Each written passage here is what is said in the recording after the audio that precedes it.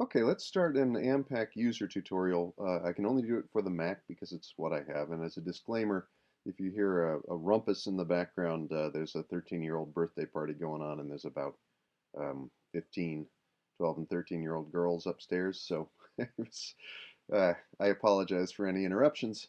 So let's start things out the way I do this. We've already installed AMPAC with any luck. And now we're going to run it, and I'm going to give you a little run through of how things go. So the first thing you need to do is to start up a terminal window, what we call a shell in the Unix game. So what you're going to do is you need to go over to Applications. There we go.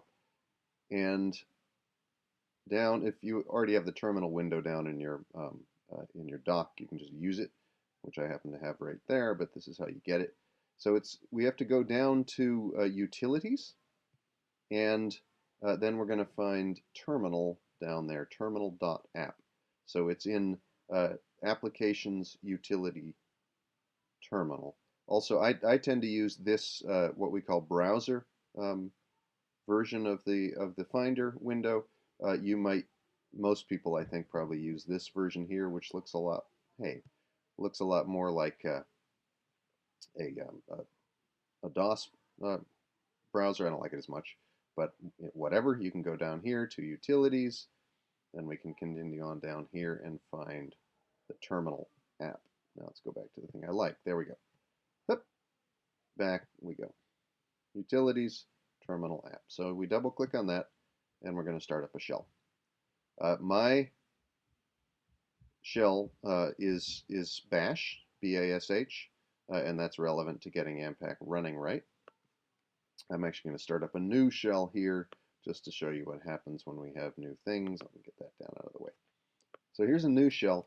Shells always start in your home directory. In my case, that's users NMD right here.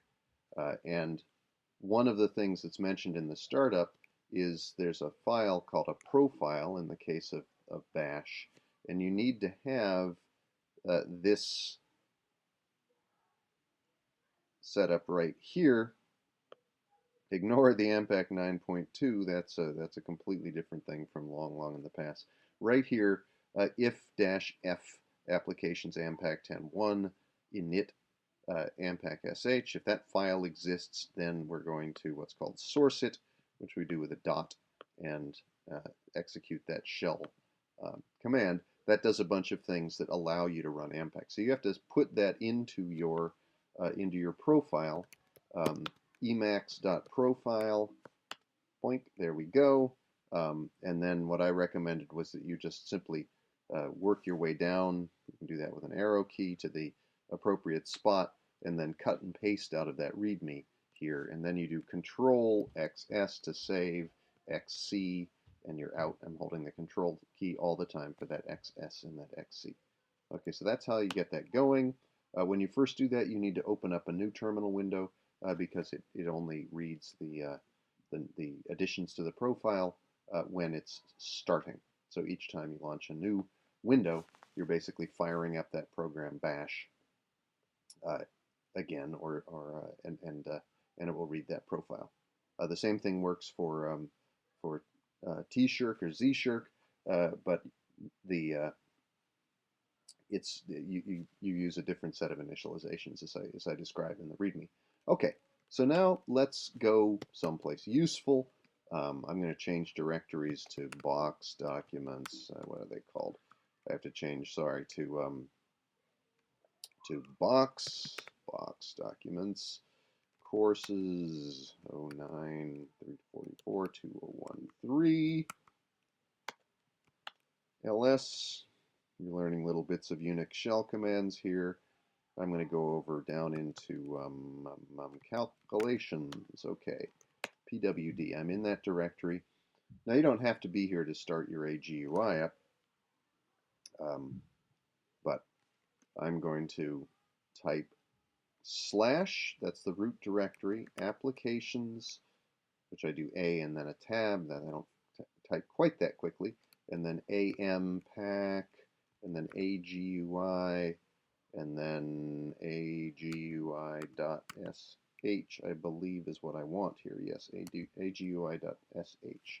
So that command right there, if you've installed where we basically forced you to install it, is going to start this graphical user interface, AGUI. That's for graphical user interface, GUI, and poink, there we go. Now we've started up a new version of AMPAC. And you have two, or maybe three, I've got this builder thing because I put it up. You're going to have for sure two windows here. You're going to have this bright blue window of nothing at the moment. And then this is the builder over here. This builder window that's gray gives you the things that you can put in this blue window. You can make a new blue window whenever you want by create new molecule over here. But we've got a nice blue one over here, and so we're going to use that. So here there's an option in this builder window for what you want to build. And essentially you can slap down atoms, and the atoms may have a bonding structure. So for instance, I'm going to slap down carbon atoms that are sp3 hybridized, that are tetrahedral. And so the actual thing that I'm putting there is a carbon atom. But AMPAC is set up so it sort of fills things up with hydrogens, which are these gray dots, if there's no other moiety in that bonding position. I could select things other than carbon tetrahedral if I wanted. There are lots of other things you can do to manipulate that, but it doesn't really matter. You select these along the top here. So there's the cyclic structures that you can choose from, lots and lots of them. Cyclopropane is a favorite. Cyclobutane. There's cyclobutane. We're going to build cyclobutane, but we're not going to do it by pulling down cyclobutane, because that would be unfair. We need to learn a little bit more stuff and kind of watch how this works. So we're going to go back over here to the carbon tetrahedral, and I'm going to plop down one tetrahedral carbon over there, and then I'm going to click on one of these hydrogens, which is really just a nubbin. It's not necessarily a hydrogen yet. And it's going to put on another carbon tetrahedral. So now I have some nice ethane here, and you notice that it's nicely aligned, so it's optimized here. We don't have any eclipsed hydrogens. Nice little ethane.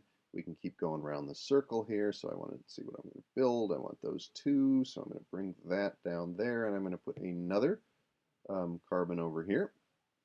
And then finally, I want a fourth one, so I'm going to put this guy down right there. So this is my kind of building block for my cyclobutane. And now I've got to close this up.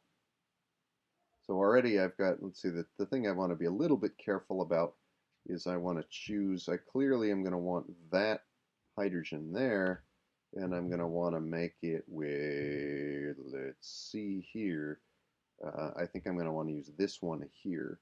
So now what I can do is we can go over to some other things that we're allowed to do. And one of them is to erase atoms. So let me see, where's erase, where's erase, where's erase? Erase it, erase it, erase. I don't want to cut, I want to erase a, let's see, let's go up here. You can go to builder, and there's a little poofy icon that goes poof. Where'd it go? There it is, that one I think. I believe that this one, say something to me. Delete atom, there you go. So we're going to pick that one out. So I click on that. I'm going to delete that guy there. Pop! And then I'm going to, so I want to try to pick out the right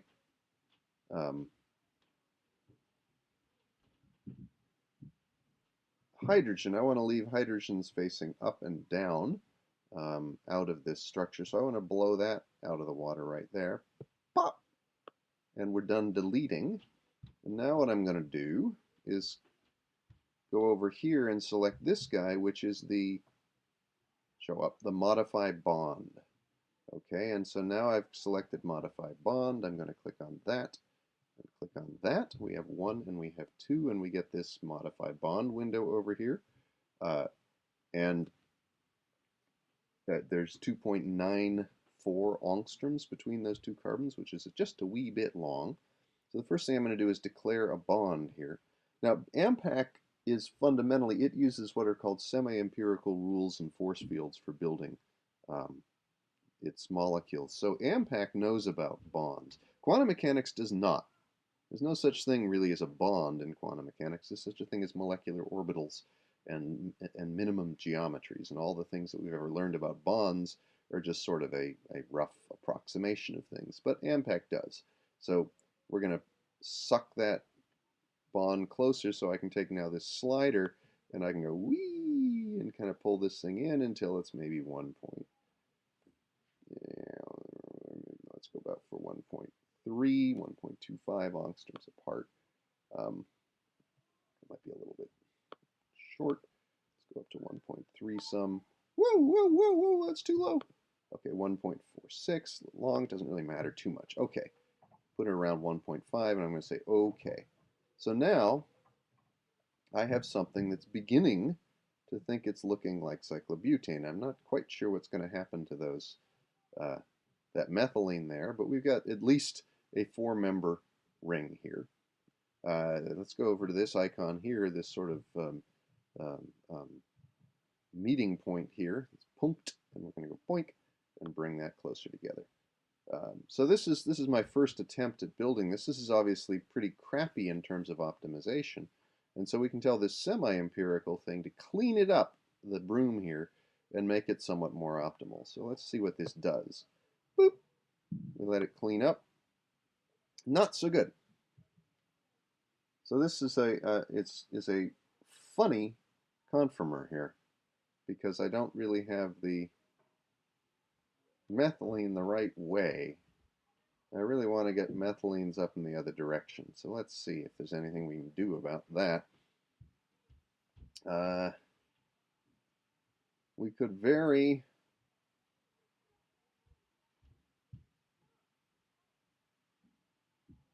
there's a few different ways we can deal with this, in fact.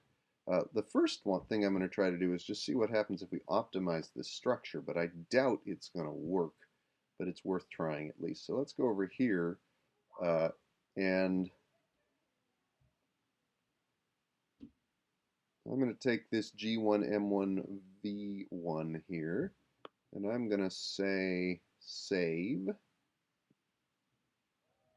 and I'm going to save it to NMD box documents. Come on, I hate these things. Box documents,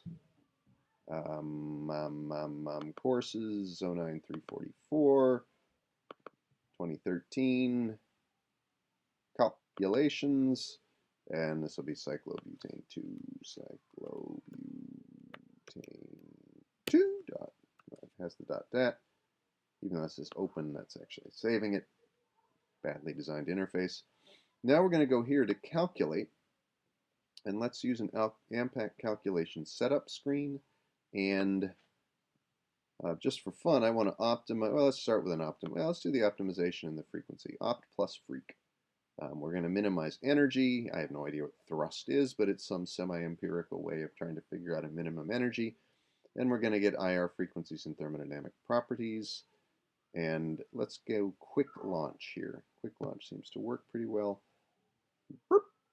You see it's done its job, and hey, it did succeed in rearranging things. And this is kind of interesting that even though the builder was making a sort of a bent contorted ring, the cyclobutane that comes out of the optimization is in fact planar, flat, with the methylenes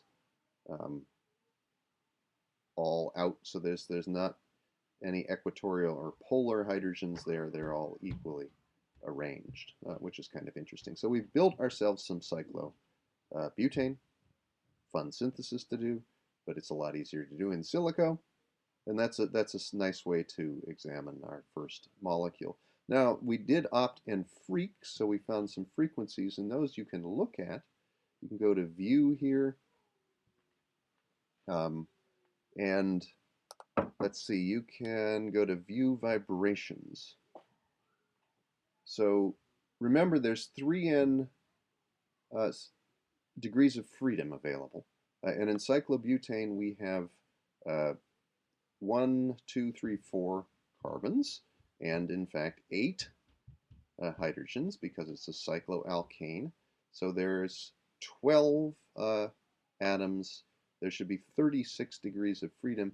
AMPAC actually reports 36 degrees of freedom, but notice that the first 6 are zeros in terms of a frequency because those are the translations and rotations of the system. And then starting with mode number 7, you get the vibration. So there's 3 translations, 3 rotations, and then you start to get vibrations. So I like to animate these with the frequency, which really means, well, the speed of the animation slow, and also the amplitude rather lower, because otherwise the gyrations are incredible. So let's now start this about there, and you see this sort of wagging motion. This is the lowest frequency mode available to cyclobutane according to AMPAC, and what we're doing is we're bending that ring. So bending modes are often very, very low frequency, and that obliges. The second lowest mode, we go here. Now, instead of bending the ring, we're rocking those methylenes. And notice the methylenes uh, are all kind of, let's put this way.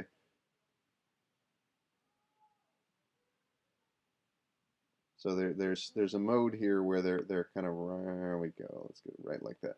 They're kind of rocking in and out together. There's another one around 801. It should be slightly different. That's kind of a wagging frequency where we're um, uh, making it into a rhombus from a square. So there's another mode. Then you can work your way through these modes and sort of explore a twisting mode. Uh, and remember, the frequencies are determined by the square root of the second derivative, but also the reduced mass. And so there are modes that have very low second derivatives, but the reduced mass of modes where it's mostly hydrogens moving are very low, whereas the reduced mass where the carbons are moving are very high. And so the modes that involve carbon tend to be lower frequency, all else being equal. But the twisting and bending vibrations tend to have lower second derivatives, lower force constants, and so they're lower, and these get interchanged like that. You should explore this for your first part of sort of getting AMPAC to work. So let me close that and close off this video.